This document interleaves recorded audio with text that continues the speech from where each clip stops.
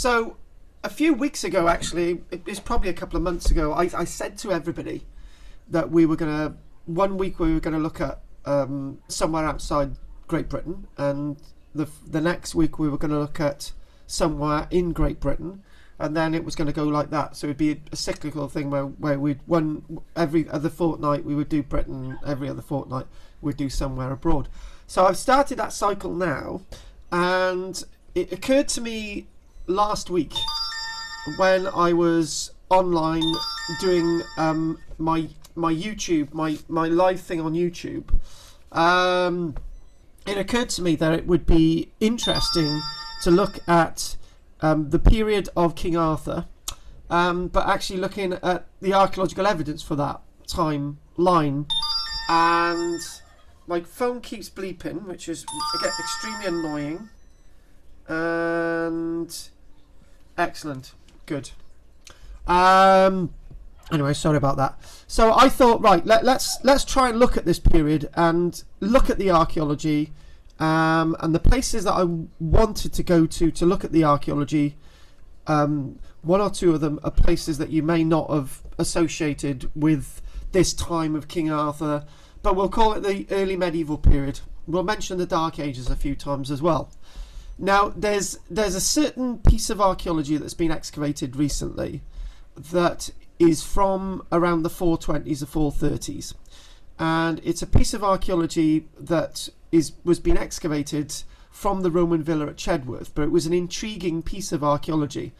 And those of you who are listening and watching will be aware of images of a wonderful mosaic that they've excavated at the Roman villa at Chedworth that doesn't date from the 300s, it doesn't date from the 350s, it doesn't date from the 400s, it dates from around 420, 430. Now that's really intriguing because that puts us directly into that sort of weird period of the Dark Ages stroke early medieval period. And by the way, Jess, there are no images yet, and it also takes us into that sort of period of Arthur. So whether you believe in King Arthur or not, we're just going to look at the archaeology, and that's where we aim to go. So I think the best thing to do before you all get frustrated with just looking at me is actually look at an image, which is where we're going to go precisely now. So now I don't know if any of you have actually been to see the village of Chedworth in Gloucestershire. The Roman villa at Chedworth is one of those sites that is intriguing in that they've got various rooms, and you would feel that they've excavated in all those rooms amongst all those walls, but the answer is they haven't. And this beautiful mosaic in front of us is part of a larger mosaic that they are looking currently at. And this mosaic itself is from a period that we're starting to really learn about. So the period from the 400s, 500s, 600s is usually referred to as the Dark Ages. But I would really argue against that, because that period itself is full of illuminated manuscripts. Book of the Kells, for example, that's one of them. And it's a period where you get carvings on stones with various names on them. It's a period of Ogham script. It's a period where Ogham and Latin goes into one. So you've got a period into the 400s, 500s, 600s, and you've also got, on our own doorstep in Lanthorpe Major, you've got stones that are also associated with that period. It's the period of the saints. In other words, it's a period of illumination, so it can hardly be described as being dark. So I can't remember the last time I used the word Dark Ages really to describe this period, but it's a period that we were all told about at school. It was clearly not dark. So the other thing as well is we call it the early medieval period because it's early medieval. The medieval period itself, if you want to talk academically, begins when Roman civilization collapses in Britain all the way to 1485, which is the Battle of Bosworth. So that's an incredibly long period, the medieval period. However, people just don't look at the early medieval period as being medieval. They call it the Dark Ages, and the medieval period proper starts from 1066 to 1485. not to sound confusing, but on an academic level, to me, the early medieval period begins when Roman civilization collapses in Britain, or starts to collapse, all the way through to 1066, the 14th of October 1066, when you have the Battle of Hastings. That's as simple as that. So when we again look at this wonderful timeline, you're starting to find things that are relatively new to archaeology. It challenges what we once knew. This sort of period, the reason why we talk about King Arthur a lot is because from the early 400s into the 500s, much of that, the archaeology from that period hasn't really been excavated. We don't really understand it. But we do have lots of sites that are from that time period. One of those sites is very local. It's a site at Dinas Powys, which is actually mentioned in my new book, and also a site that many of us have been to, Glastonbury. But unfortunately, Glastonbury suffers from Arthurianism. What I would say by that is that everyone's more interested in King Arthur than the actual really early medieval archaeology that we actually find at Glastonbury. That's a bit of a shame. So what we've got to do, we've got to reinvent the game. We've got to add a new sports into the Olympic Games, and hopefully everyone will accept it as being sound and factual, and it'll add on to the list of acceptabilities. So yeah, we're looking at this, and we're looking at this again, but I remember when we may have looked at it a few weeks ago, we didn't have this type of slide, and we didn't really place it into the context of the site at Chedworth. Chedworth, Gloucester, it's 8 miles out of Cirencester, and it's you go to Chedworth and you've got all these little rooms, and this room 28 is the one under the cover there that they're excavating. Room 28. And room 28 has never really been archaeologically excavated. So what we're doing now, we're looking into those rooms, and it may sound ridiculous that we really haven't looked into those rooms in detail before, but we're now looking into those rooms. So can I just give you a little explanation what that's about? Now, if any of you have ever been to see the Roman villa at Lantwick Major, which I wouldn't be shocked if you haven't seen it, because the landowner doesn't like people there, and if you're with me and Kathy, you might have trespassed over some barbed wire fence, but other than that, most people haven't actually been physically to the site at Lantwick Major. But one of the things to do with the site at Lantwick Major, we know where all the walls are at Lantwick Major, but we don't know what's in lots of the rooms. There might even be a missing mosaic at Lantwick Major that has never been excavated, just like this one at Chedworth.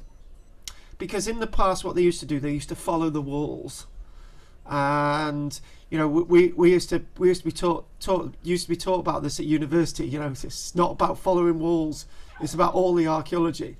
And what archaeologists used to do, they used to excavate a wall, they used to follow it, and they used to, oh, it turns left, so we'll excavate it down here, and it goes this way, we'll excavate it down here, and it goes this way, and we found a room. That's it. That's okay. That's fine. So we'll find the rest of it now. We'll excavate it. In lots of cases, they don't excavate in the rooms because they found the walls. So, because I know it sounds a bit silly, but in some ways, it's been pretty good for modern day archaeology, because we're able to uncover some of those gems of archaeology that we hitherto wouldn't have been able to recover in the past. So that's a very, very important point. So, sort of looking a little bit further on, again, there they are excavating. You know, imagine excavating that. So I got this article, which is probably similar to another article that I may have read out in a press cutting. But I'll read the article out, and I'll challenge some of the points to do with that article about this intriguing period of the early medieval and when things change. So to give you a little bit of a time frame, we're into the 400s. Roman civilization in the West will only survive until 476. That's when the Western Roman Empire collapses and ends. That's the final fall of the Roman Empire, the complete end. No more. Can't call yourself Roman anymore, except the Eastern Roman Empire does continue, but it calls itself Byzantium, the Byzantine Empire. So so what we've got the Western Roman world, and usually what we do see is that historians really argue over this.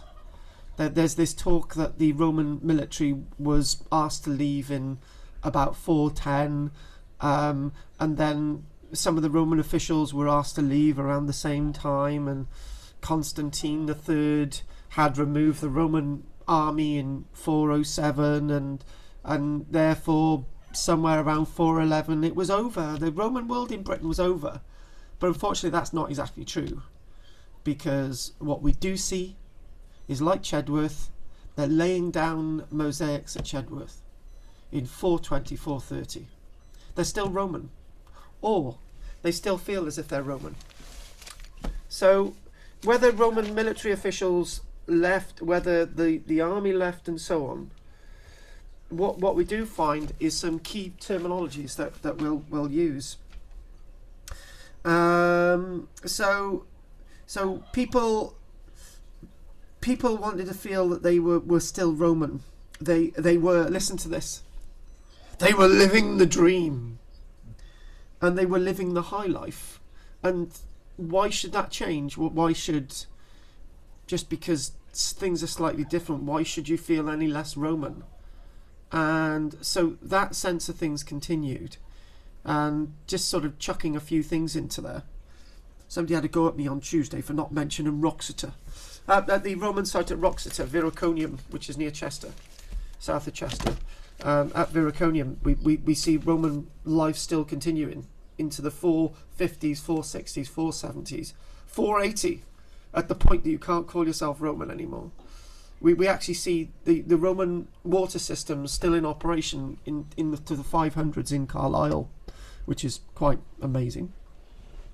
We don't really know what's happening with Bath, with the Roman house at Bath, whether that's still operational or not. But there are Roman villas, there are bits of Roman towns and forts that still continue as Roman. They still fly the flag of Rome. They still feel that themselves as being Roman, and then the idea of Arthur and all those things that go bump in the night start to dominate people's psyche. Britain basically breaks up into kingdoms. By about 500, we're starting to see the development of the kingdom of Mercia, probably the kingdom of Gwynedd, probably lots of other little kingdoms as well being established. So if I just read out this article, and we'll go from there.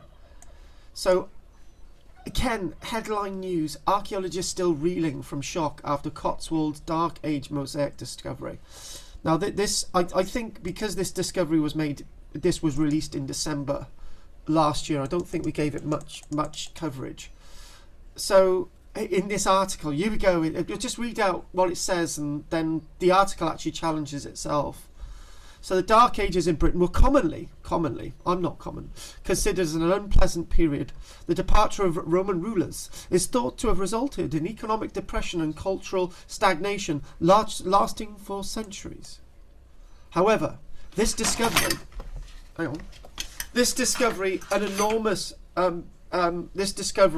of enormous significance, again, enormous significance, has revealed a lavish existence continued for at least decades after the Roman Empire left Britain. I always say that the Roman Empire never left Britain. We're just reading this article. And one thing that I always say, and I always make a fuss about this, that I believe sincerely that the great legacy of Rome is in fact Christianity. So when you think about that, Rome never ever left us, and we never ever left Rome.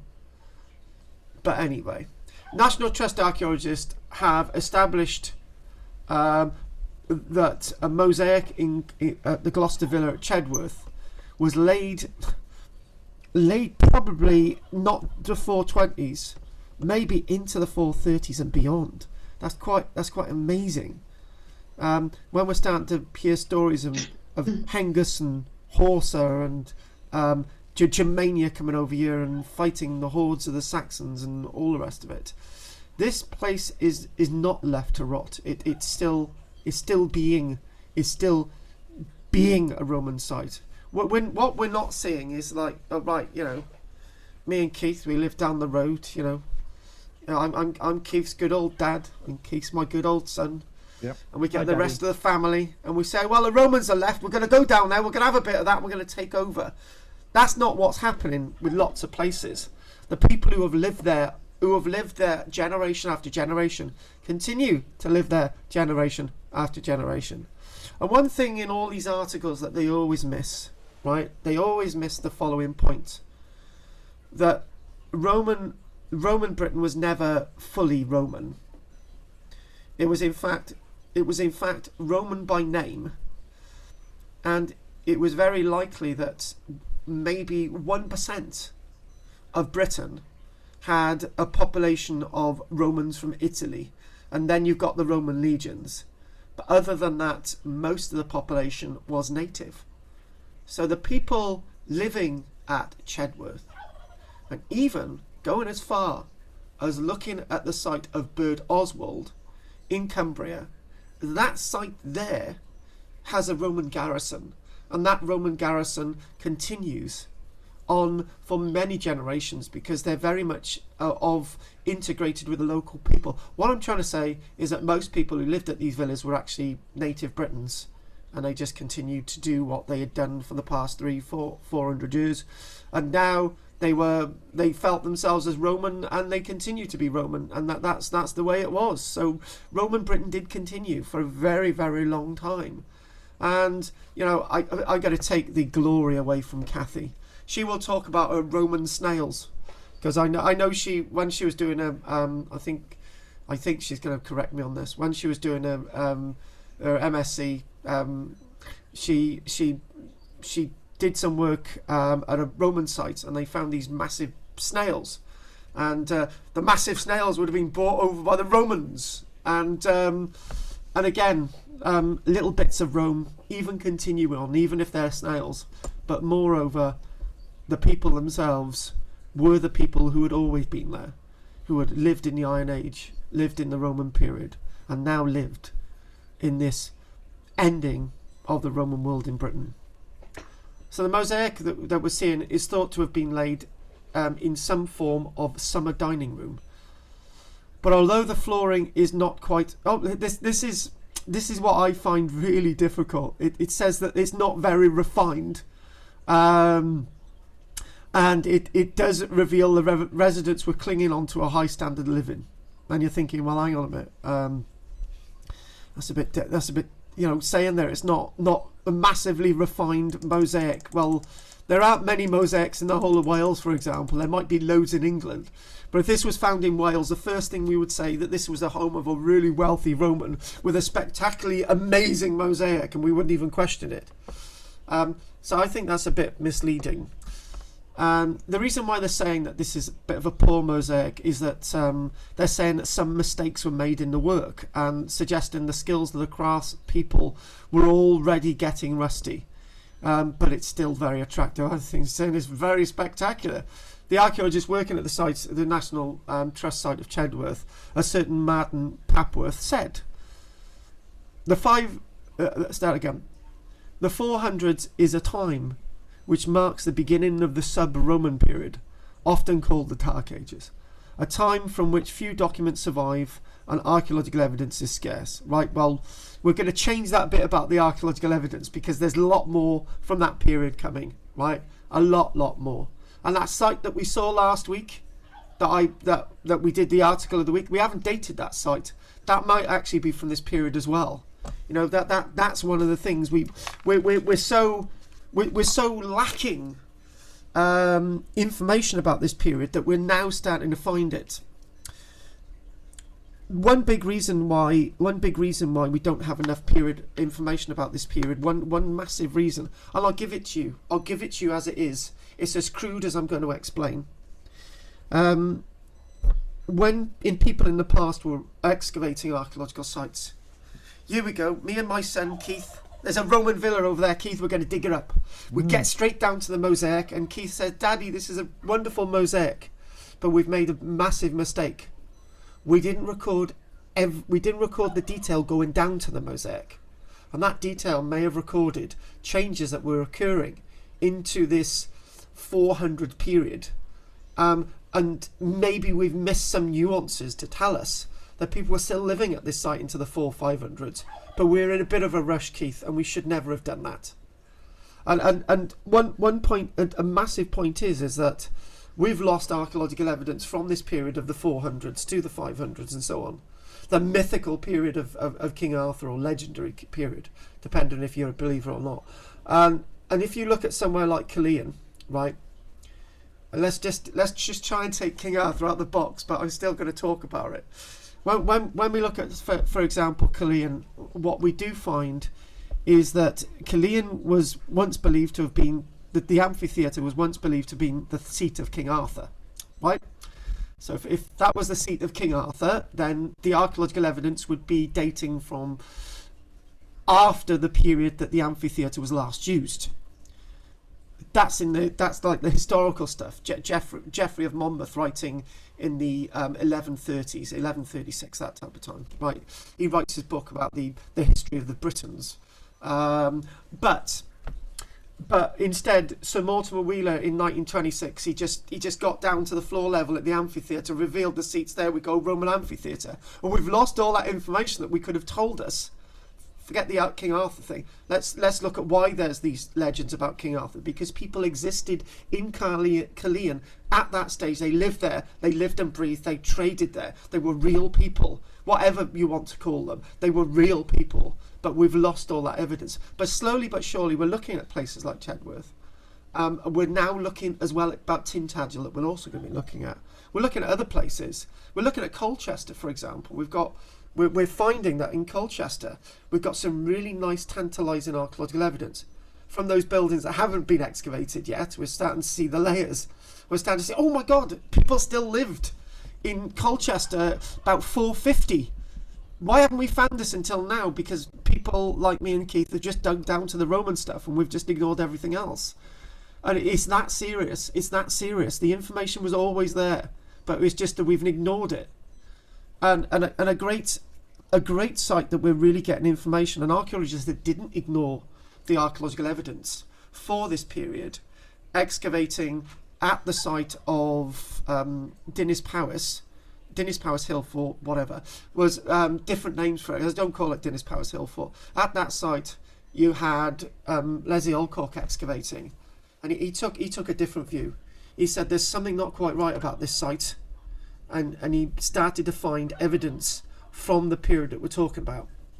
Instead of wanting to dig down to the Roman stuff and dig down to the Iron Age stuff, he said, hang on a minute, in the top layers we've got pottery which I cannot identify. I don't know what this pottery is. It's different. It turned out to be from the continent. It turned out to be pottery from the continent from the 400s and 500s. And this is why when we look at places like Dinas Powys, we can hope to learn and hope to understand what's going on a lot more. So again, this allegation and Goff, it's great to have you on board, Goff. We did send you a message, and I tried to phone you, Goff, and we've been going for about half an hour, and we got to finish early. So anyway, nice to have you on board, Goff. And with Goff, we were talking about the early medieval period, and what we were talking about is this site, this mosaic at Chedworth. So what we are finding is the other point to do with this timeline as well is that we have more writing associated with this period of the 400-500s than we do associated with probably the whole period of Roman occupation in Britain. So you can hardly call this. Goff has gone away and he's come back again. So here we go. So back to this villa. Back to this article. After ruling Britain for almost 400 years, the regular army and civil service were accordingly. Hiya, Goff. What are you talking about? Morning, Goff. Right, Goff. I did send you an email saying that we were starting early today. I had no emails from you, no phone calls from you at all. Waiting here all morning. Right. We. How many people actually got the email? Me. I got it. Right. I didn't. Right. Okay. It's probably gone to your junk mail. I'm sorry. We did try and get phone you, Goff. About. No, you haven't phoned me at all. I've had my phone on. Chris saw me phoning you. Yeah, he showed me the screen. Well, Mazel tov. You're being a troublemaker, Goff. No, I'm not. I want a refund. What are we doing? What subject? Right. Look, what we were doing. I said. I did do an introduction because you tried to sign in a few moments ago, and I was talking to you, and it was like I don't know what was happening, and then you signed back in again. I was saying that we're looking at the period of post Roman Britain, and we're looking at the period between the 400s and the 500s, and I was mentioning the Roman villa at Chedworth and the very late Roman villa mosaic that was actually laid down. And I was mentioning that we had I know we'd mentioned this in December, but the whole point of what I'm doing today is to try and say to people that we've got that there's a lot more going on in that period of the Dark Ages than meets the eye. A period that's fine. Good. I'm sorry, everyone. Look, Goff, you don't apologise. Things go wrong, and what I'd like to ask everybody, right, is that after this today, right, after we finish today, because we will be finishing much earlier, because I'm feeling okay at this minute, but we'll see how it goes. But if you could check to see where these emails are going, because I'd be very appreciative of that. I don't know why you're not getting them, and I did actually put a message on Archaeology Cymru's Facebook page as well. So yes, so for some reason none of the information that we're sending to you is getting through. Anyway, back to this. So back to this mosaic. Sort of gone a little bit off a tangent now. So what they're pointing out is that this mosaic that you're seeing is actually lesser quality than lots of mosaics elsewhere, and I'm saying that if you found this in Wales, this would be the best thing since sliced bread. I don't feel that this is any indication of a decline of some parts of Roman civilization. I'm just seeing that things are continuing, but what we do see is that into about the 420s, 430s, 440s, we are seeing that any military garrisons that are left in Britain have a tendency to stay within their local vicinity with their families and bringing their families into their homes and all the rest of it. And what we're starting to see is that there's a massive decline in pottery manufacture. So what we're starting to see is that pottery is being imported in from the continent, and we see that evidence at Tintagel and the likes of Dinas Powys. And obviously Glastonbury as well. I'd like to mention a little bit more about Glastonbury as well in a short period. But the other thing as well is this is what's happening again. We're starting to see regional groupings of people, kingdoms being created, as I've already mentioned, and like as we've mentioned, like Mercia and Gwynedd being created, because what's happening is that Britain's going back to its old ways. It's starting to go into the period of tribal peoples and so on.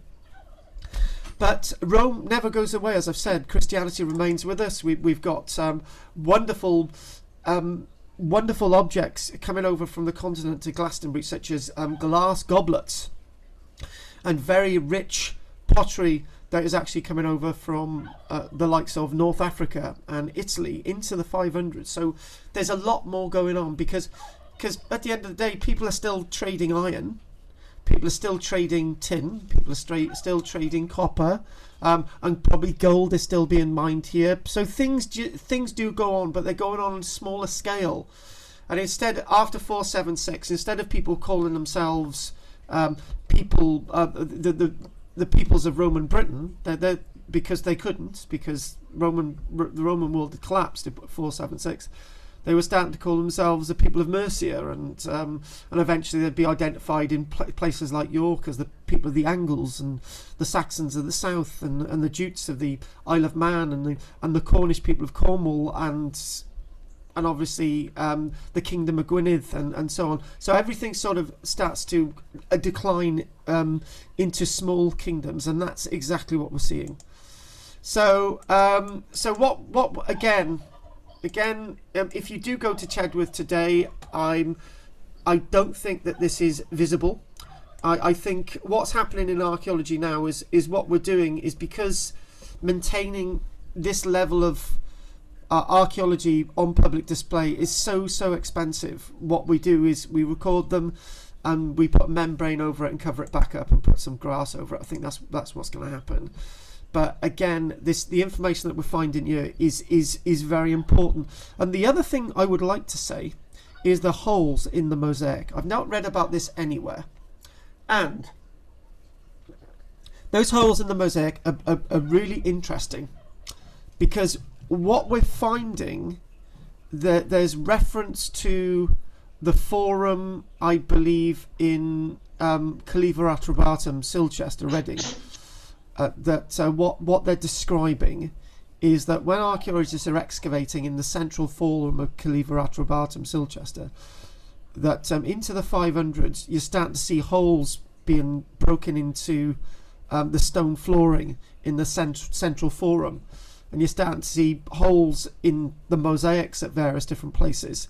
And as the buildings collapse, they would create post holes in these beautiful mosaics. They would smash through them and create post holes to support roofing structures and so on, as skills start to decline. So this is what this explains. It's not part of an inept mosaic designer that's left massive holes in it. This has been created by people living at the site, and these are people who are now living at the site probably into about the 500s, 550s, when the skills of being able to maintain such a building were starting to dissipate, because it's not going to be easy roofing a Roman building, and it's not going to be easy repairing a mosaic, and it's not going to be easy sort of keeping a hypercore system going and all the rest of it if you don't have the skilled craftspeople to do that.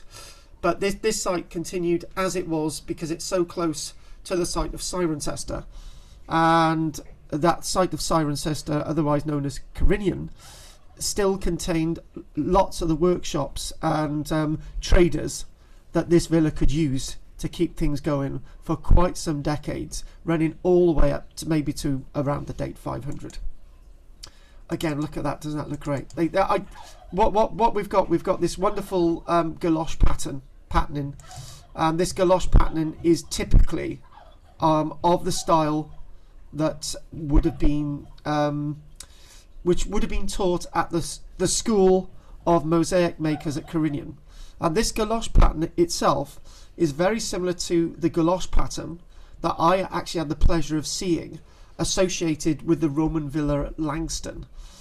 In 2001, metal detecting enthusiasts found a Roman villa at Langston, and the designs at Langston were very similar to this, but nobody questioned the dates. They always said, oh, the designs at Langston must date to around 300 or somewhere like that, 350. But the designs at the Langston Roman villa, just between Newport and Caerwent, the designs were, and because the metal detecting enthusiasts were digging on the mosaic using a JCB, it was immediately scheduled as a protected ancient monument, and work had to cease, and we lost the opportunity to understand that mosaic further, which is a bit of a shame, to be honest with you. Again, these things are being found all the time, and it's no longer about interpretation, folks. It's about science. Science is telling us more about these sites than interpretation can ever. It's a mosaic, it's got to be from this date. No, it's a mosaic, you've got a date, you've got to actually give it a proper scientific date. So the place I'd like to go to next is actually Tintagel, and taking a slurp of my water on the advice of Chris. Chris said to me, she said, look, those vitamin shots that I've been taking ain't much good. Energy drink. Those energy drinks are no good, so I got to take loads of water. You're better off with gin, but still. Can I say something? Right? Who asked you? do you know me? Who actually asked you? Yeah, thank you very much. Thank you very much. So, again, going back to this period again, and I'm going to. Oh, by the way, we're doing Sicily next week, and we're back to normal next week at. We're back to normal next week at 10:30. Not a problem. It's just as I said in the email that none of you had, except a couple of you. I said that my health hasn't been good this week because of COVID, and I'm getting really drained.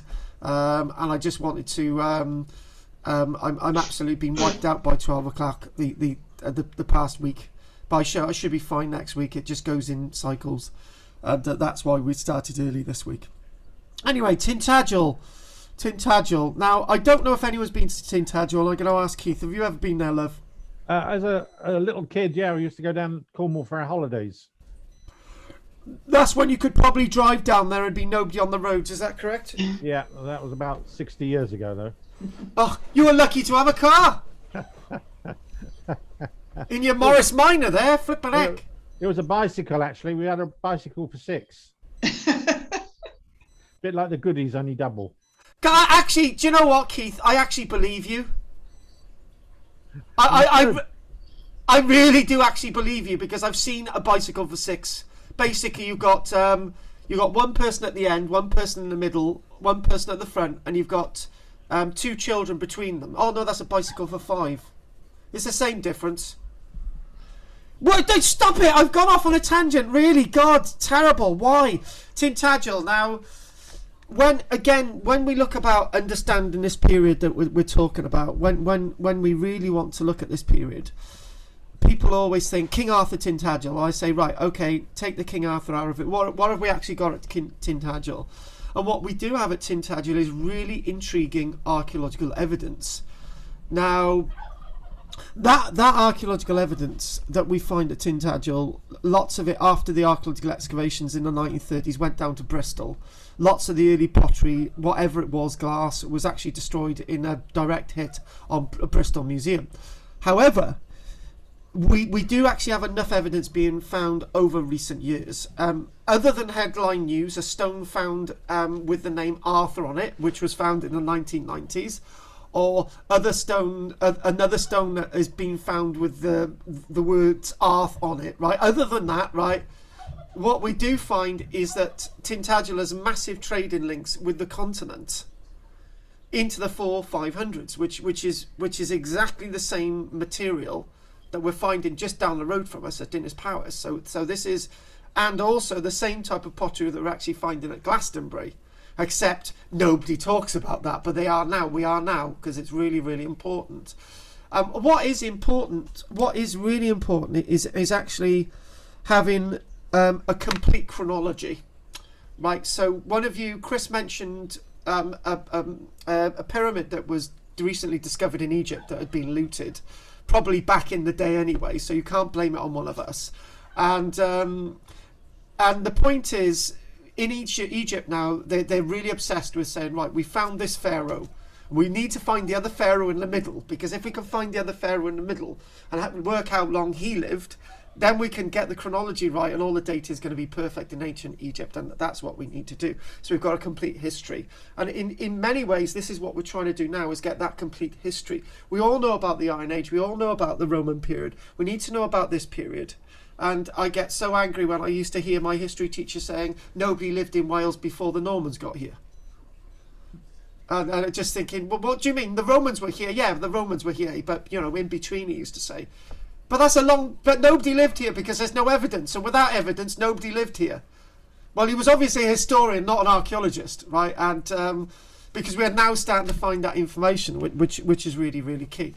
So they really, really recently, they found a stone. Actually, in the past 3 years, they found a stone that had some little letters on it, right?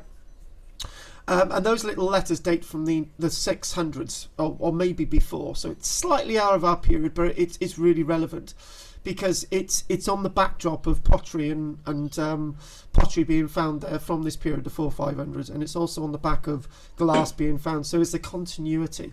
And what's major is that instead of writers becoming obsessed with the A word, what they're starting to say is that Tintagel, like Dinas Powys, like Colchester, like Bird Oswald in the north, like Wroxeter, in fact lots of localities, these are places which are establishing their own little kingdoms. So there's one big reason why you've got a great kingdom in Cornwall into the 500s, 600s, 700s. The kingdom of the Denominai people, the kingdom of Cornwall, the kings of Cornwall, is because they start to sort of press out from having little territorial claims at places like Tintagel, and they start to expand and they create this big kingdom in Cornwall.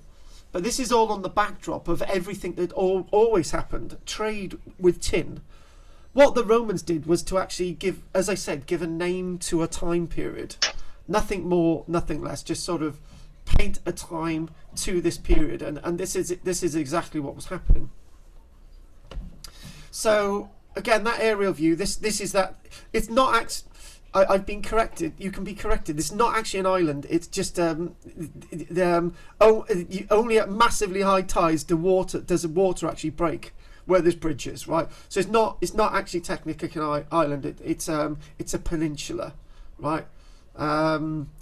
But again, what we're seeing, all that we do find that is early evidence from Tintagel actually comes from this area and up in this area off the slopes, because up in the top areas here, what we do find, and this is where all the later medieval stuff is. This is where the Normans are actually occupying and so on. So any early medieval stuff has been lost. But did you know? And Keith, can you remember the little tunnel that's up on the top?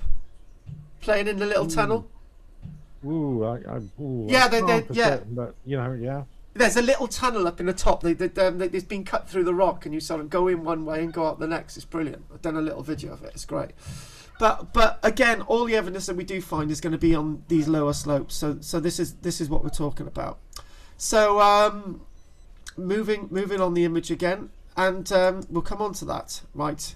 And these ladies are then excavating for this stone here, right? And that's Wood Fili, son, F-I-L-I, Fili, and there's another little bit of a sharper image of it. So if we keep this in mind, and I will read out this wonderful article that I've got in front of me. So let's go for it.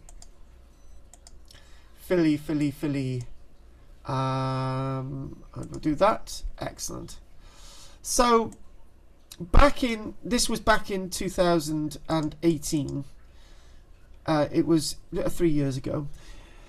These interesting carved wood were actually found, and what I've actually got is, if I can make sure I've got this, and I'm going to get the one up on the screen that I've actually got in front of me. I'm going to just make sure.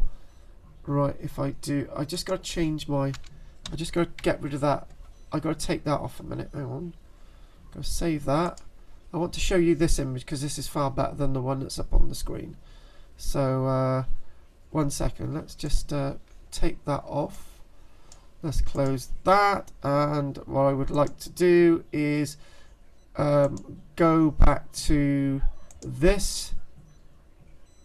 Hang on a minute. It's all gone to pot again. Hang on, just get there and open. And if we do this, and we go like this, and we do this, and we go do, bingo. That's it highlighted. Doesn't that look great? Proper writing. You can see it.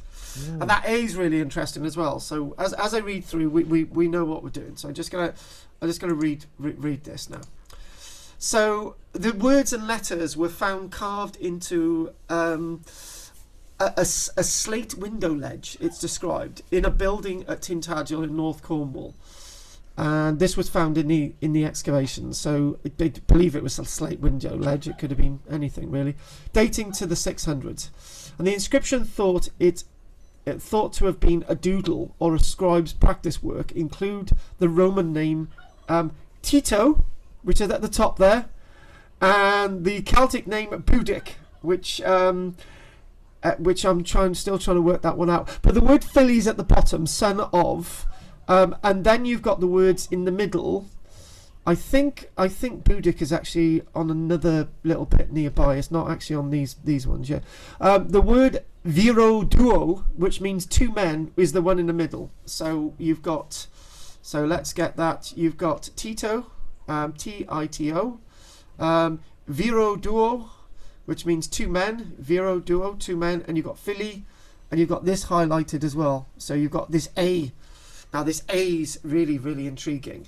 So, you know, when this comes out into the newspaper, you're just like, oh, this is really interesting, and it's sometimes useful that when people, where's the Tito bit? There's obviously the top one, and Philly and Viro Duo, and then you've got the A, which we're going to actually go on to now.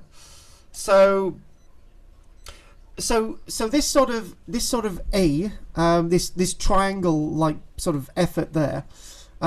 And you can, it's basically a monogram. It's an A and a V in which is the monogram symbol there of an A and a V. The combination may have been a Christian symbol, since A alpha was often associated with a Christian description of God.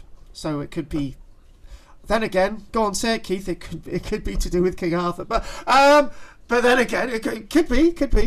But the fact of the matter is, if King Arthur, whatever, he would have been long gone at this point. So again, it's that seeing the archaeology and then looking at different interpretations. Some of the words were written in the formal script, found in illustrated gospel works, while others are informal in style. So.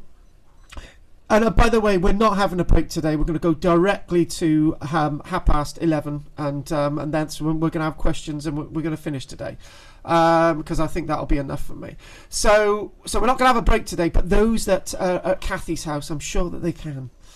So this itself, in this article that I've got in front of me, in this very article that I got in front of me, it uses the words.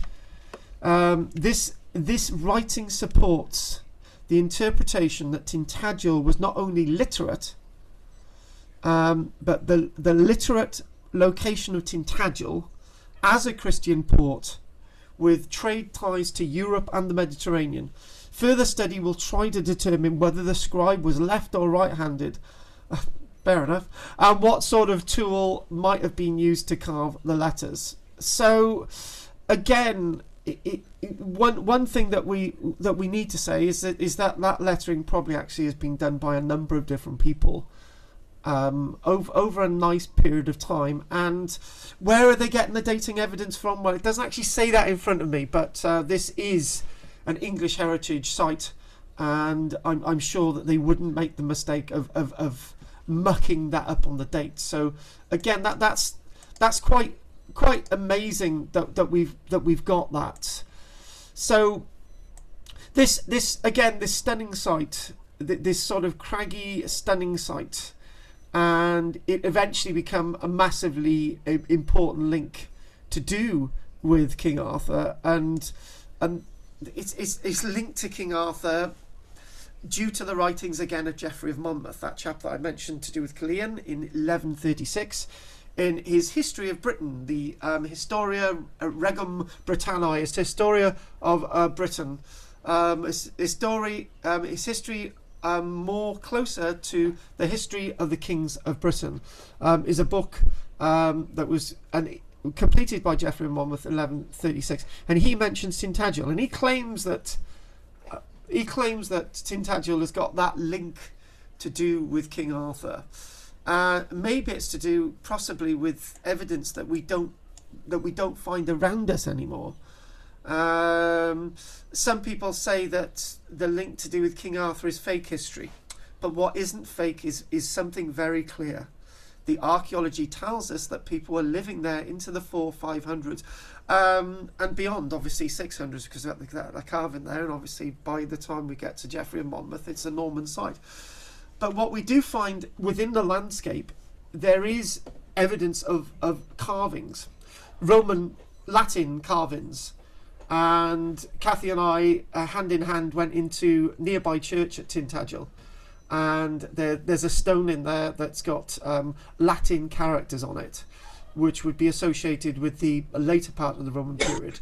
And again, we've got continuity. They've got Iron Age, we've got Roman, we've got early medieval, and it obviously goes way into the Normans. So yeah, it's all intriguing, massively important stuff when we do actually look at Tintagel.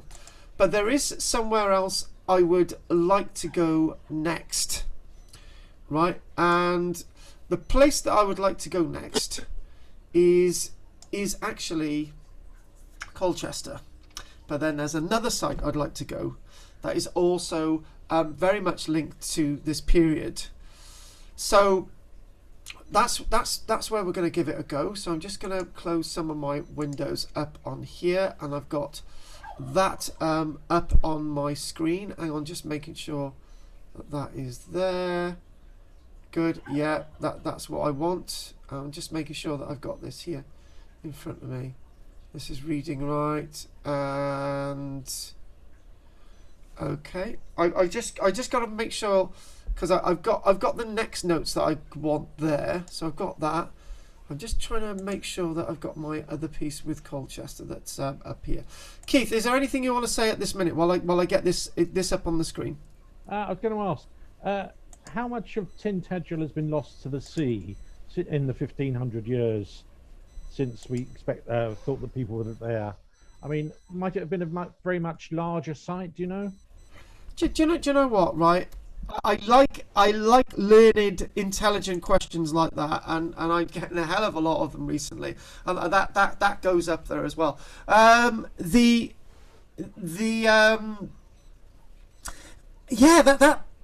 a question that I've been looking at this Tintagel thing for a while, and it's something that I would always say if we say look at an Iron Age site along our coast.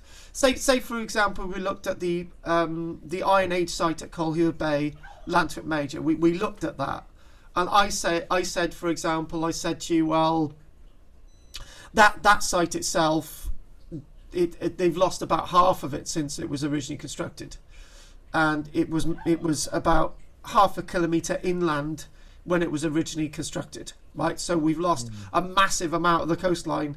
I'm told, for example, Lantwick Major, somebody said to me that they remember being here in the 1950s and 60s, and they would say that we've lost about 10 meters of a coastline of the fort at least, and somebody said, oh, actually we've lost a lot more than that in about 50-60 years. So that's in 50-60 years. But the difference is, Kathy Scott, spit it out. The difference is that at Tintagel it's a volcanic rock, so the erosion is going to be a lot less than our coastline. But I would say that we would have lost. Well, first of all, one thing that we've lost at Tintagel is the harbourage directly associated with this site. That's gone, because. And then we think, oh, well, how do you know there's a harbour there anyway? Well, how did these goods get over from Spain? How did they get over from Syria? Did they actually come via plane? Do you know what I mean? So they obviously come in by harbour, and they actually must have come in there, right? Because when you get objects like glass or really ornate pottery or evidence of large amphoras, they came in there, not down the road, there. Right, so we've lost the evidence of the port, which is really important. So I would say we've lost quite a lot of evidence from that locality. I really do. A lot of what we would see is relevant. We've really lost from that locality. So right, anyway, I've got what I wanted to find. So again, these ladies excavating in 2018, and again, that's on the slope. That's on the slope there. So this, and you would associate with the slope areas that's where you're going to lose more of the archaeology. So that's just going to fall into the sea. Do you know what we were doing yesterday? We did the Roman class, and And I can remember yesterday, after an hour, I was just, that was it. And I mentioned that we did the site at Walton, the Roman site at Walton. Now, the Roman site on the east coast at Walton, this is still relevant, was still, the whole fort was still standing in 1628 or something like that, 1628. And that's a precise date, but that's the date. Because we've got an illustration of the full fort. By 1800, most of the fort's gone. It's all gone. In fact, where the fort was is indicated by bits of masonry in the sea, which are about 200 meters further out. So, you know, the massive amount of erosion on the east coast, and we see similar erosion on our coastlines. And but what's happening then is that even though we're seeing erosion, is where we see erosion, we've got deposition. So we lost the harbour at Lantwick Major because it was deposited with material that had been eroded away from the coastline in the first place. So anyway, carrying on. Did anyone of you actually see the did any of you actually see the cannonball that Gillian's son had actually found? You remember that in the newsletter? That was found from down there. That's obviously been eroded in. So, Right. what I'm going to do, I'm going to take a little brief interlude because the next image I've got coming up is this. Because last week I showed this article, House Builders Uncover a Roman Stately Home, and I know we did this last week, but one intriguing question is the dating of this site, because when I had all the images, I deleted them off my computer this morning, but when you look at that image on the left, on the right, there's different phases of wall building, and you're thinking, well, what you've got, if I can zoom in on this, what you've got is this building here is later than this building here that goes underneath the walls. So that indicates that there's several phases of building at this wonderful complex. So this wonderful complex could actually be a much later build of a Roman villa, just like the mosaic that we actually see at Chedworth. And all that information, again, we're now starting to get the history starting to be slowly more complete. And it was the question that I was asked as well on Tuesday, in this period, did they actually use coins? And the answer is yes, they did actually use coins in this period, except it was just the coins that were already in circulation. Not many coins were now coming into the country, and not many coins were actually being minted. And any coins that were being minted would be in about the 600s. It's a bit like what was happening in the 1970s. You could still have a penny in your pocket that had the Queen's head on it from 1837. So that coin would be nearly 150 years old, and there's no reason to say that the economy didn't actually continue like this. What they do on the archaeological site, this is the biggest problem. You get a coin and it's got, say, Constantine the First on it, Constantine the Great on it, beautiful bust of Constantine the Great, right? And that's dating from the year 336, and you find that coin on a site like this, and it's really worn, but the numismatic expert comes in and says, oh right, that coin is from 336, meaning that it roughly dates this layer of the site to somewhere around that period. And there's me shouting and saying, no it doesn't, that coin could have been deposited in the ground 100 years later. And it's a bit like it's a bit like what was happening, for example, in the Second World War. The German army was getting so desperate for weapons in some areas of Germany that we'd start to use weapons that they'd used in the First World War, and that doesn't mean to say that those weapons are actually from a First World War battle. It's just that things are being reused. So these are all the things that we need to really closely look at to understand what's going on. And even if coins look relatively fresh and clean and new, for example, you've got a gold coin from Emperor Diocletian dating from 305 AD, and you find it in a layer, and you're thinking, oh well, it's so clean, it's so pristine, it must have been deposited straight after minting. And I'm saying no, it may have actually been a curio but suddenly eventually they had to use it for money, and hence why it's been left in the ground. So coins are not necessarily an indicator that a site of a site's age. Anyway, so what I'd like to do is mention something really intriguing. And what the intriguing thing, I was trying to put this together, and I thought, where's a little bit more archaeological evidence that I can find that we sort of can link with King Arthur, and not mention King Arthur, and actually find that people are living in that locality in the 500s. And what I did was actually come across an article on Colchester, and it was an article on Colchester by a chap by the name of David Nashford, and he writes a column which is entitled Early British Kingdoms, and he writes about Colchester.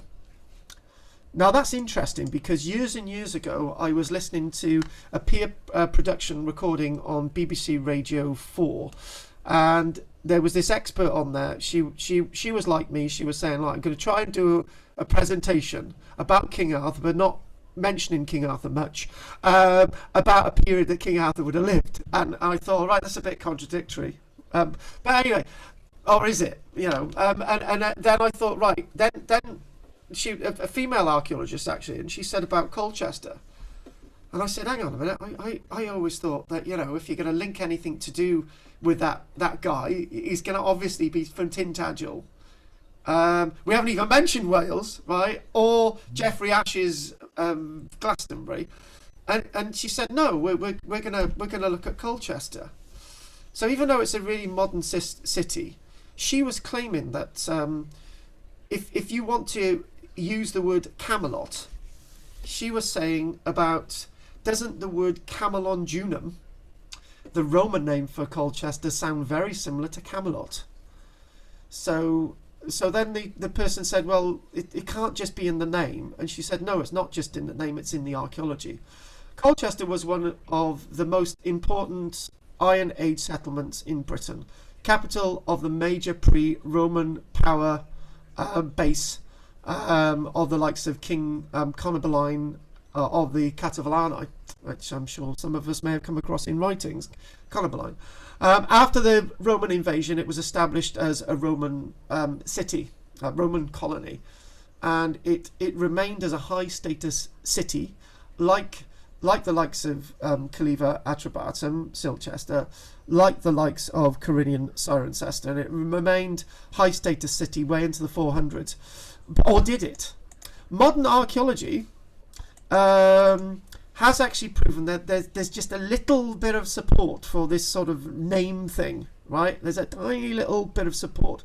But before we go on to that, let's look at this sort of thing to do with Camelonjunum, and we'll look at Camelot. So it seems probable that the Camelot name of Arthur's court is derived directly from Camelod Dunum, the name of Roman Colchester. So if this is a point, if you don't believe in King Arthur and the whole Camelot stuff is made up, right? But the person writing about it, who was actually a French poet known as Chrétien de Troyes, may have said, oh, Camelonjunum, what can I make out of a Camelot? Okay, we'll put King Arthur there, right? So what we're trying to do is we're trying to say, look, the name does come from somewhere. The name Camelot might actually, whether it had any association with King Arthur, whether he existed or he didn't, the word Camelot may have actually come from the Roman word Camelonjunum. So, which Camelot is based, Camelot, not Camelot, Camelonjunum is based on the name Camelos, through the supposed pagan king Camelas. So Camelos is the Camelos. Camulos, Camelos is the name of a local god, and is also associated with a local pagan king, an Iron Age king, Camelis, which supposedly eventually that's where the name Camelonjunum actually came from. But what we do see is that slowly but surely, Colchester, even though it flourished, slowly fell into decline. So finally, the archaeology on this matter, before we do the final point in a moment, modern archaeology, though there is little evidence to support this theory with any link to do with King Arthur and Camelot, Camalodunum, Colchester is generally supposed to have been the centre of some kind of British kingdom during the early to about the later 400s. And then what we do find is that we start to find imported pottery from the continent, from the people known as the Angles, that are being found in the city. And what we do find is that there's a row of houses that have been excavated at a place known as Stockwell Street in Colchester. And as they excavated there, they started to come across archaeological evidence that's saying that there was occupation evidence into about the 420s, 430s, 440s. So Colchester still thrived, still continued as a city, but it was slowly starting to decay. A large city slowly started to decay. They started to block up gateways and various different things to sort of be a little bit more defensive. And strangely enough, there's also talk. Whilst they were excavating Colchester, there's also a little bit of talk, probably from about 450. They find a buckle, a Germanic style buckle from about the 450s that may have actually been associated with a foreign mercenary that may have been invited in to defend the town. So other than that, we don't know much more, but Colchester is really intriguing for this early medieval period, with up and glowing archaeological evidence that might really help us fill in this very dark picture. So the Dark Ages may no longer be dark, but to change the name Dark Ages now would take a leap of... it's a bit like changing all three political parties in Britain to other political parties overnight. It's that type of leap that we're talking about. But to remove the word Dark Ages, maybe we need to start to talk about another word for this period, and maybe that may come up. So Camalodunum, the fort of Camulus, and the Romans did know it as Camalodunum throughout the Roman period. And it's probably really interesting that the word Camalodunum as well ends up as Colchester, because so many Roman names don't sound anything like the modern names at all. But Camalodunum, Colchester, Chester, Kester, or Castor, that's what Chester means, and then Camelus, Col. So it's basically from the original Roman name.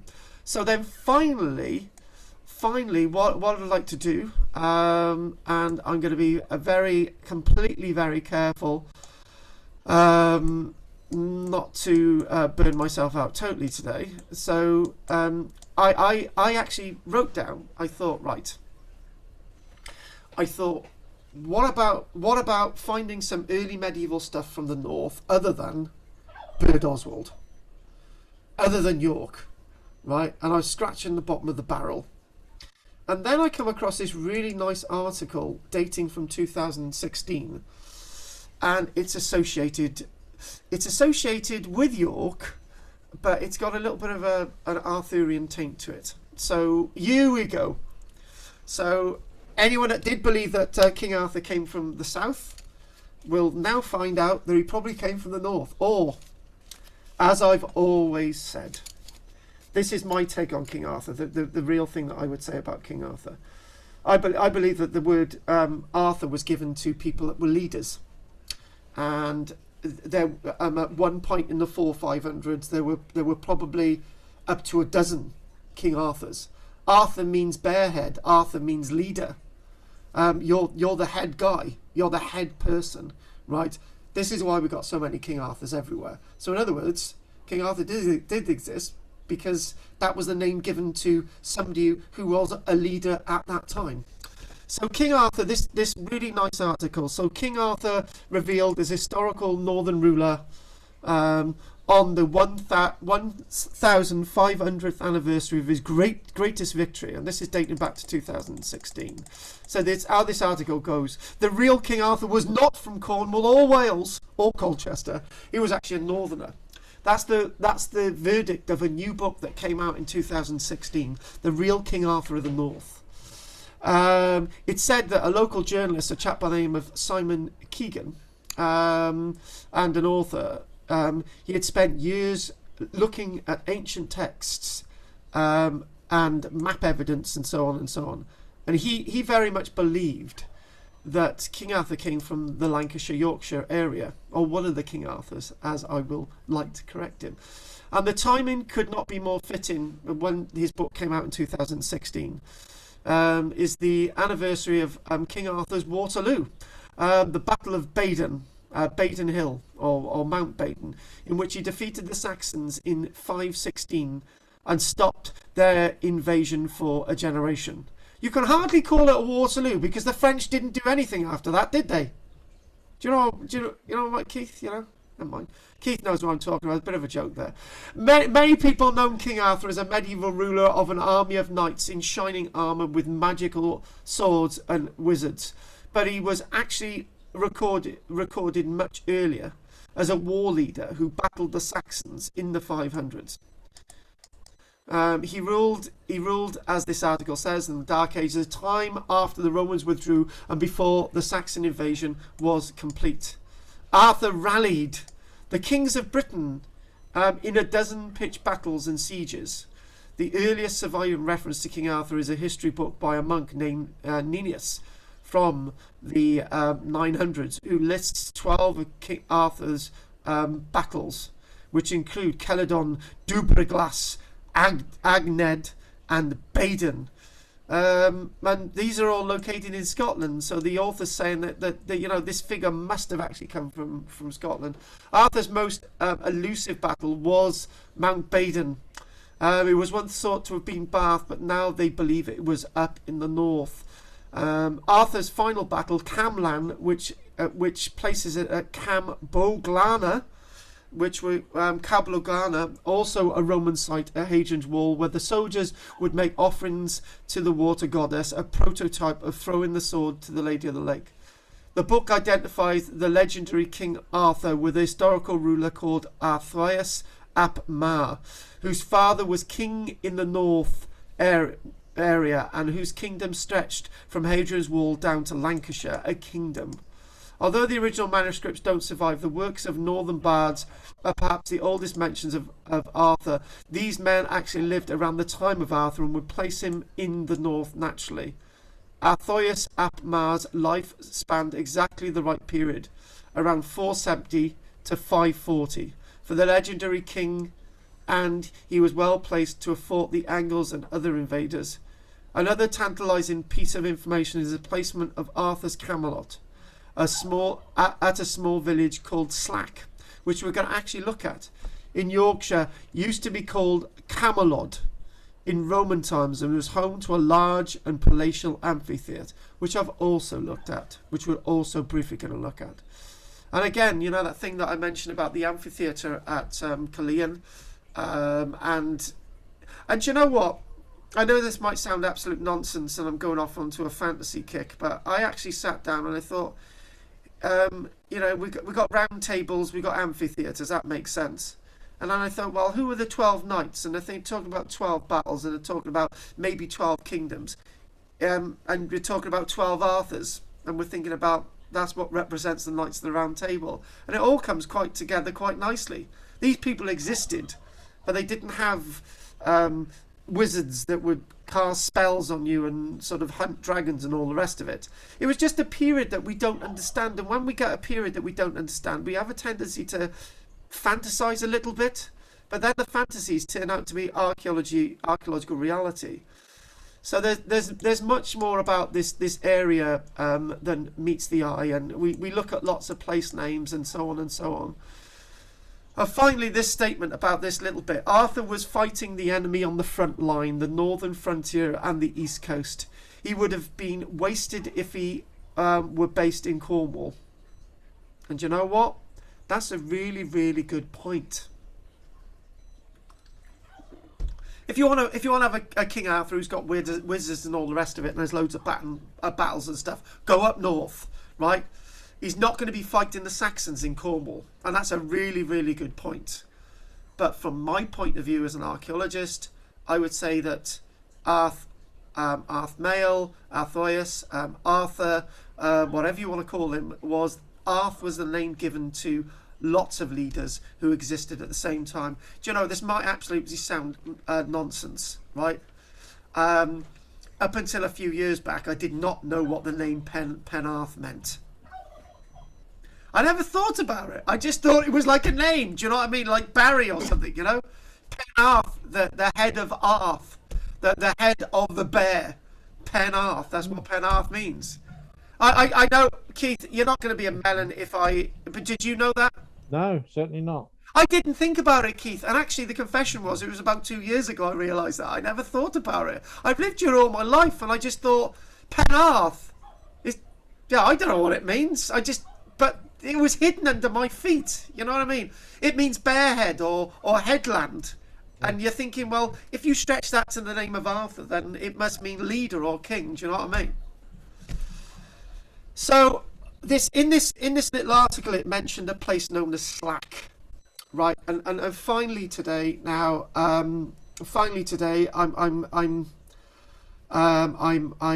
yes, right. I finally today we're going to show this, and we're going to have questions, and then that'll be it for today. So that'll be fine. That'll be enough. And also, what I'm going to say is, we somehow. This might not be happening again where I start really early, right? But there's obviously something wrong with communication. Nobody's looking at the Facebook page, really. And some of you are not looking at your emails, but if you do get your emails, you're not getting... So what I'm going to need probably is everybody's updated mobile numbers, because I certainly don't have Goff's. And that would probably be the better way of communicating. And if people are on WhatsApp, we can chat about it next week. So that's what I'll say for next week. Before we do this last bit, if you've got a WhatsApp number, let's have that, right? And let's have all those details. So to avoid any confusion, to avoid anyone being disappointed. And by the way, Goff, this is being recorded. So if I may send this as a recording out to everybody as well, I'll send it out to. I can send it out to Goff. And if you do want a little bit more content of what I've been doing today, join the class this afternoon with Jessica, and that'll be from 2:30. You'll have to put up with Anne, but if you want to join the class this afternoon, then you'd be very, very welcome from 2:30. But next week I want phone numbers, text, so we can either do WhatsApp to update people. And next week, what we'll be looking at next week, and there is something else I'd like to mention as well. So yes, next week. Oh yeah, I mentioned what we're doing next week is Sicily. I was asked last week if I was going to be doing historical walks. Obviously, they'd have to be historical walks of a short duration. And just like to mention, if anyone wants to join Jessica to do some field survey stuff, that's going on Saturday at St Mary's Well Bay. If I can manage it, tomorrow I'm gonna have to probably sleep through most of the day. I've got a ghost walk tomorrow evening at 7 o'clock for about an hour and a half at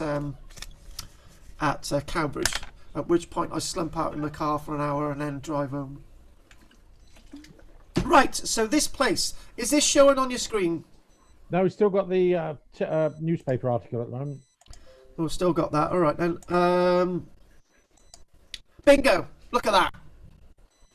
All right. Now this is in Yorkshire, West Yorkshire. I saw this. This is all I managed to find. It was just I couldn't get anything else, but it mentioned the amphitheatre, and it said that there's an amphitheatre which is all built on the plan there, and there was an excavation in 1854 at Slack, at this location called Slack, and they said members noticed a feature shown on the 1854 Ordnance Survey map of the Slack area marked Circus. Sorry, I got that the wrong way round. Right, sorry. God, see, I've started to make mistakes. Right, what I meant is that the excavations now were referring to a map from 1854, Ordnance Survey map, and they saw on the map that there was a circus there, but unfortunately, there's no evidence of the circus on the surface, the amphitheatre on the surface at all. So that really hasn't been found at all. But what has been found, there isn't a nice outline of a Roman fort at this place of Slack. If there is an amphitheatre there, it would probably be an earthen amphitheatre, like lots of the earthen amphitheatres associated with Roman forts across Britain. But the point of this is that discussion of Camodunum, which sounds like Camalodunum, Colchester, which could actually be the name for Camelot, having a Camelot in the north. And the thing that I would say is, why can't all places have their own Camelot if they're associated with any King Arthur? This was intriguing because Slack was known to be a cavalry fort, and such forts, depending on size, did have exercise and training areas for horses, with sometimes facilities for spectators. Slack was a small fort, but it would need at least a fenced area for stabling cavalry horses and pack animals of the passing travellers. The excavation in 2010 was decided to carry out an excavation in a corner of a field under which the circular feature appears to be located. During all the HDAS's digs, statements are issued to the local media, and as usual we were asked what we hoped to find. At that stage we were optimistic that we could be something a bit special, a Cursus monument, and it goes on to say that they've got all these different theories about it being Camelot, and any link to do with Camelot. It was emphasised that the dig was still in progress and no evidence of such a structure had been found to date. So that's a bit of a strange thing. But the thing is, there we go. We've got, but eventually, they've got there further up there, because I haven't actually read the rest of this. So they got that there, and it's going then that they've actually got what looks like a curved wall, doesn't it? That one there, yeah. And it can be described as a low stone structure with no obvious purpose and more linear walls. There was no dating evidence, so they don't know what this is. During this period, the Camelot enthusiast telephone seeking progress, and so they were very, very speculative about this. Whatever the historical evidence for Camelot type fort or garrison being established in this part of Yorkshire in the 500s, Slack would be a most unlikely place for its location. At 900 feet above sea level, the surrounding area would be open, exposed, uncultivated, wet and windy moorland. It is an area known for its multitude of springs which keep the ground wet and boggy. The turf built Roman fort was long gone, and any small stone built structures would have been robbed of stone or disappeared under natural plant growth and decay.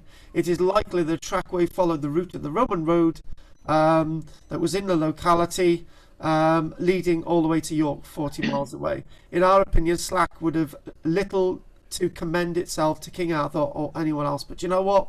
It'd be nice to think that there might be some early medieval evidence, whatever that is, and maybe the fort continued and that was something to do with the routeway and so on. Anyway, I'm going to finish now because, as you can probably see, I wasn't too compos mentis reading that out there. So what we're going to do is, are there any questions? Come on! Maybe You get. Oh, sorry. Oh, give it to Goff a minute, Keith. Go on, any questions? Oh, no questions. So thanks very much. I hope you get better by next week. Yeah, I should be better. I'm going to take some rest over the weekend. Thank you. I've got to. Right. Thanks for that, Goff. Chris. Happy would have to speak. Oh, hang on a minute. It was Keith next. Keith. So, I don't mind letting the ladies go first. Ladies first. Let them have a chance. All right then. Go on, ladies. Give it to us. Okay, why have you been concentrating on the later stories of Arthur, which were written down centuries after he died, and not or concentrating on the Welsh words for places, which tended to be northern and had lots of references to Roman places like Caerleon. Because, have you noticed, I completely missed out Wales. I wanted a different perspective. Because another week, we're going to be looking at the Dinas Power site. So, hold your horses, love. Ask me that question then. She's very angry, particularly when we don't mention Wales too much. Yeah, well, when did Camelot come into it? I mean, if it's from the Welsh, then it's not the word they used, so it couldn't possibly have been Camulodunum. No. Basically, we've got Camelos, the godhead associated with Colchester. But when we look, as I said, Geoffrey of Monmouth. He's writing about this, and Chrétien de Troyes, he's the first one that comes up with Camelot. They're the ones who twisted the story and yes, silly things like round tables. Yes, but we did have round amphitheatres. Well, they're egg-shaped, really. Same difference. Egg-shaped. Table wasn't different. So, anything else you'd like to say, you guys? No, nothing else, I don't think. Right, okay then. But basically, Keith, is your turn, babe. I was just going to say, I managed to buy a bit of the round table last week off eBay, and it was only 10 quid.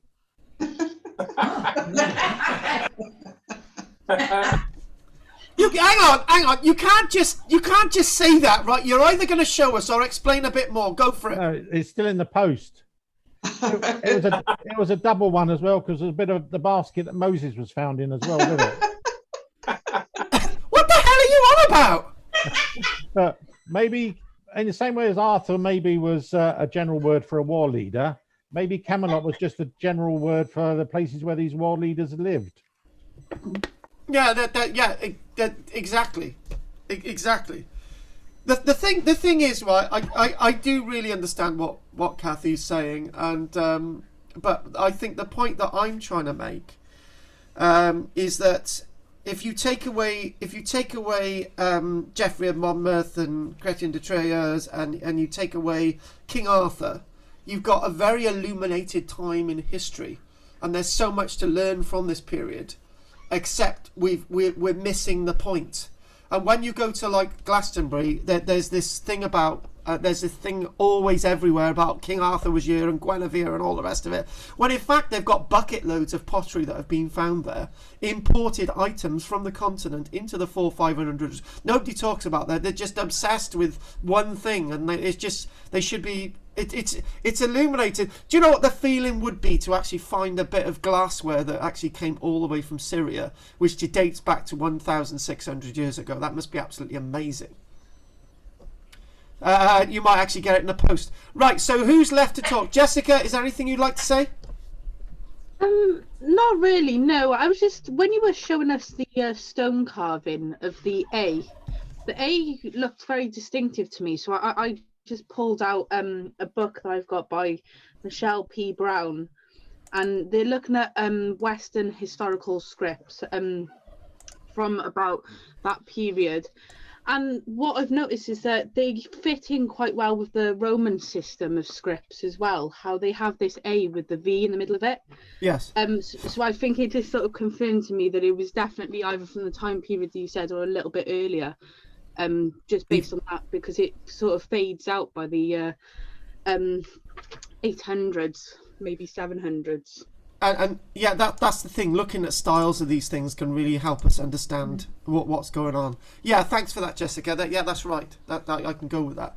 And then finally, who are we left? Come on, did we do Chris?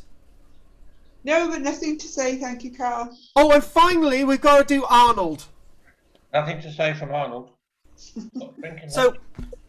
So what I'm going to say, I really appreciate everybody this week. As I say, to avoid, if we ever do need to change time or whatever, let's try and rectify that for next week. Apologies if you didn't get the link, guys. And Goff, I'll send you the link of this recording anyway for the 40-odd minutes that you've missed. So, but you've had a good hour anyway.